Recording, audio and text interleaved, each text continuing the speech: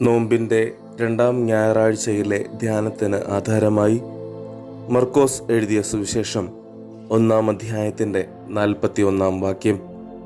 യേശു മനസ്സലിഞ്ഞു കൈനീട്ടി അവനെ തൊട്ടു.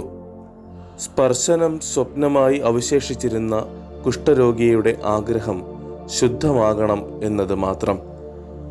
മണ്ണിൽ നിന്നും മനുഷ്യനെ മെനഞ്ഞ മശിഹായുടെ കരം മനസ്സലിവോടെ ഇപ്പോൾ കുഷ്ഠരോഗിയിന്മേൽ. പരസ്യമായി പട്ടണത്തിൽ പ്രവേശിക്കാൻ കഴിയാതെ ക്രിസ്തുനാഥൻ ഇപ്പോൾ പാളയത്തിന് പുറത്താണ്.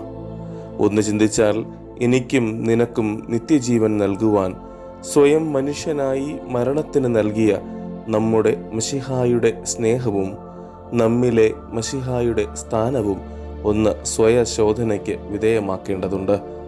ക്രിസ്തുവിൻ്റെ സ്നേഹം നിമിത്തം സമൂഹത്തിലെ സ്ഥാനം തിരികെ ലഭിച്ച സ്നേഹിതൻ്റെ സാക്ഷ്യം ഇങ്ങനെ: സൗഖ്യത്തിന് ശേഷമുള്ള സ്പർശനമല്ല സ്നേഹം, സൗഖ്യം നൽകാൻ ശേഷിയുള്ള സ്പർശനമാണ് സ്നേഹം. സൗഖ്യത്തിന് ശേഷമുള്ള സ്പർശനമല്ല സ്നേഹം, സൗഖ്യം നൽകാൻ ശേഷിയുള്ള സ്പർശനമാണ് സ്നേഹം.